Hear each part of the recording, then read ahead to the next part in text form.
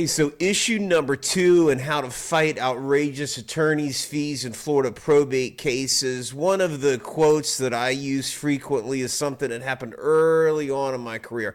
I'd been fighting back and forth with this attorney. He's still around. I've fought with him and had good cases with him over and over again because this incident occurred long, long ago when we were baby lawyers early in our career.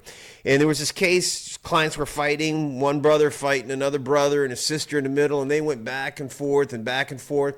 And at the end of the day, the other lawyer had a really hefty attorney's fee bill, and that only sought to inflame these even more. These siblings have been fighting for months and years in this probate case, and then along comes this probate bill. And let me tell you something, the attorney's fee bill was big, and my client was even more pissed than they were previously, if that was possible.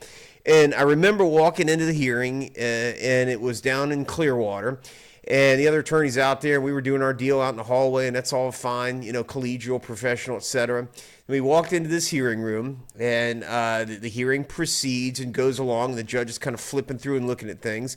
And I will never forget this exact quote from the judge. Judge is still around, and every time I see him, I remind him of this quote.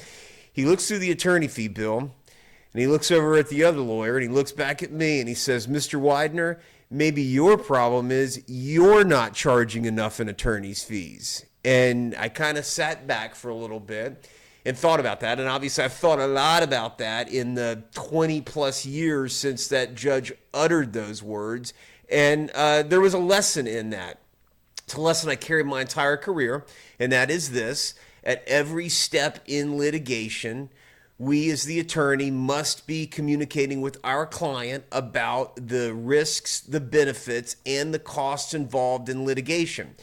And the truth that was exposed in that comment from the judge was that if you're going to fight over attorney's fees, if you got a problem, you better start thinking about it early on.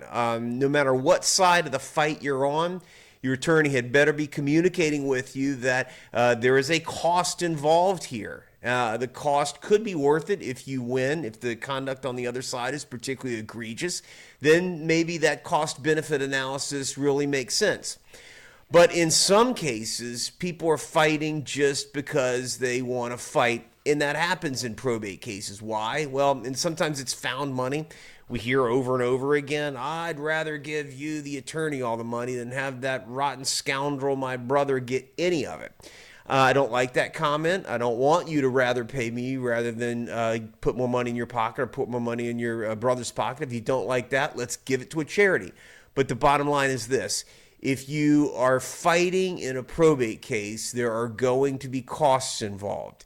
One of the key things that you have to do early on if you're involved in a contested probate is take stock of those attorney's fee issues. Then if we start to see that things are ramping up on the other side, start to see some outrageous litigation, there are very specific technical tricks, tools, and rules that must be deployed early on in order to preserve that attorney fee fight. That's number one at the beginning. Easiest way is the nuclear bomb at the end when that big fat attorney's fee bill comes in. If it's particularly outrageous, there are real ways to pick that bill apart, fight it.